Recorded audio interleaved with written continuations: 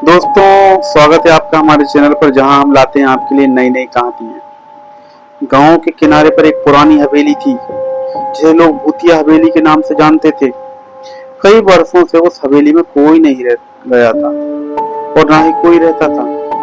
और इसके आसपास के लोग कहते थे कि रात होते ही वहां से अजीब अजीब आवाजें आने लगती हैं। एक दिन अजय अपने दोस्तों के साथ उस हवेली पर जाने लगा। अजय के दोस्तों ने उसे इस योजना से मना किया, पर अजय ने ठान लिया था कि मैं रात को उस हवेली पर जाऊंगा। रात होते ही अजय अपने 4 दोस्तों को लेकर रवि, सुमित, नेहा और प्रिया के साथ हवेली चला गया। हवेली के दरवाजे पर पहुंचते से ही उन्हें एक ठंडी हवा का झोंका महसूस हुआ। अजय ने अपने दोस्तों की ओर देखा और कहा, क्या तुम डर रहे हो? उसके दोस्तों ने थोड़ा हंसते हुए कहा, नहीं, हम तैयार हैं। डर सबके मन में था, पर कोई डर अपना दिखाना नहीं चाहता था। वे लोग धीरे धीरे हवेली के अंदर बढ़े। हवेली के अंदर घनघोर अंधेरा था और केवल उनके टार्च की रोशनी ही थी जो उन्हें रास्ता दिखा रही थी। मानो ऐसा लग रहा था कि टार्च के अलावा वहां कुछ ना हो। हवेली के बड़े हॉल में पहुंचने पर उन्होंने देखा कि दीवार पर पुराने चित्र लगे हुए हैं, जिनमें से ज्यादातर धुंधले और फटे हुए थे। हर तस्वीर में एक अजीब तरह की आंखें थी जो मानो उन्हें घूर रही हो। वो तस्वीरें बहुत डरावनी थी।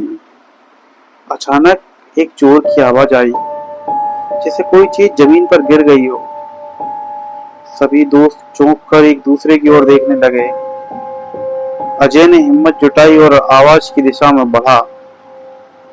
उन्होंने देखा कि एक पुरानी लकड़ी की अलमारी का दरवाजा खुला है और उसके अंदर एक पुरानी डायरी पड़ी थी। अजय ने डायरी उठाई और उसे पढ़ने लगा। डायरी में लिखा था, यहाँ आओ, यहाँ आओ, यहाँ आओ। दोस्तों ने डर के मारे अजय से कहा कि अब यहाँ से चलते हैं, लेकिन अजय ने कहा, हम यहाँ तक आए हैं तो अब पीछे नहीं हट सकते। फिर आगे बढ़े और पहली मंजिल पर पहुंचे। वहां की सीढ़ियां बहुत पुरानी और जर्जर थी। ऊपर पहुंचते ही उन्होंने देखा कि एक कमरे का दरवाजा अपने आप खुला हुआ था। दरवाजे के अंदर झांकते ही उन्हें एक साया दिखाई दिया। अजय ने टार्च की रोशनी उस साये पर डाली, लेकिन वहां कोई नहीं था। सबको लगा ये हमारा वहम है। अचानक हवा का एक और झोंका आया और सभी दरवाजे अपने आप बंद हो गए। उनके दिल की धड़कनें तेज हो गईं। नेहा घबराने लगी। नेहा ने घबराते हुए कहा, हमें यहाँ से निकलना चाहिए, यह जगह सही नहीं लग रही। लेकिन अजय ने उसे समझाया, थोड़ा और देखते हैं, शायद कुछ रोमांचक मिले। अजय रोमांच की तलाश में था। एक और कमरे की ओर बढ़े, जिसका दरवाजा बंद था। जैसे ही उन्होंने दरवाजा खोला, वहां एक पुरानी पियानो रखी थी। पियानो की चाबियां खुद ब खुद बजने लगी, जैसे अदृश्य हाथ उस पियानो को बजा रहा हो। बहुत ही मधुर संगीत उस पियानो से निकल रहा था। सभी लोग भयभीत होकर पीछे हटे। रवि ने चिल्लाकर कहा, यह सब क्या हो रहा है? हमें तुरंत यहाँ से निकलना चाहिए। अजय ने सभी को शांत करते हुए कहा, हमें डरना नहीं चाहिए, यह सब हमारी कल्पना हो सकती है। लेकिन उसकी आवाज में भी थोड़ी कपकपी थी। वे फिर से हिम्मत जुटाकर आगे बढ़े। तभी एक बड़ी घड़ी की आवाज आई जो मध्य रात्रि की 12 बजने की सूचना दे रही थी। मतलब ये सब चीजें चलते चलते रात के 12 बज गए थे। घड़ी की हर धड़कन मानो ऐसा लग रहा था कि आदमी की धड़कन हो। उन लोगों की धड़कनें भी तेज होती जा रही थी। वे एक लंबे गलियारे से गुजर रहे थे जब अचानक नेहा ने चीखते हुए कहा, मुझे यहाँ से बाहर निकलना है। उसने महसूस किया कि किसी ने उसके कंधे पर हाथ रखा। लेकिन जब उसने पीछे मुड़कर देखा तो वहां कोई नहीं था। अब सभी दोस्त बेहद डर चुके थे। उन्होंने तेजी से बाहर निकलने का फैसला किया, लेकिन जब वे वापस जाने लगे तो उन्हें महसूस हुआ कि हवेली का नक्शा बदल चुका है। वे जिस रास्ते से आए थे वह गायब हो चुका है। अब वे बुरी तरह फंस चुके थे। अजय ने कहा, हमें एकजुट रहना होगा और मिलकर इसका हल निकालना होगा। वे सभी मिलकर एक रास्ता ढूंढने लगे। तभी उन्हें एक और कमरे से हल्की रोशनी दिखाई दी। वे उस कमरे की ओर बढ़े। कमरे में प्रवेश करते ही उन्होंने देखा वहां एक पुरानी औरत बैठी हुई है।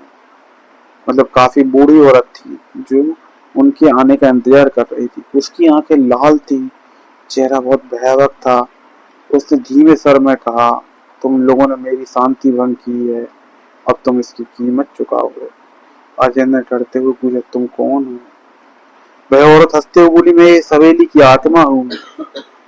जो भी यहाँ आता है वह कभी वापस नहीं जाता है। अब तुम सब भी यहीं रहोगे मेरे साथ। सभी दोस्तों ने एक दूसरे की ओर देखा और समझ गए कि वे बड़ी मुसीबत में फंस गए हैं। उन्होंने तेजी से बाहर निकलने की कोशिश की, लेकिन दरवाजा बंद हो चुका था। औरत की आवाज गूंजने लगी, यहाँ से कोई नहीं जा सकता। तुमने मेरी नींद खराब की है, अब तुमको इसकी सजा मिलेगी। अजय और उसके दोस्त अब पूरी तरह से डर चुके थे। उन्होंने किसी तरह खिड़की से बाहर कूदकर भागने की कोशिश की। बाहर की दुनिया अब भी वैसी ही थी, लेकिन वे जानते थे कि वे कभी भी इस भूतिया हवेली के अनुभव को नहीं भूल पाएंगे। गांव के लोग कहते हैं, उस रात के बाद अजय और उसके दोस्तों ने कभी भी उस हवेली के बारे में किसी को कुछ नहीं कहा, लेकिन उनके चेहरे पर एक अजीब सा डर हमेशा के लिए छा गया, जो कभी खत्म नहीं हुआ।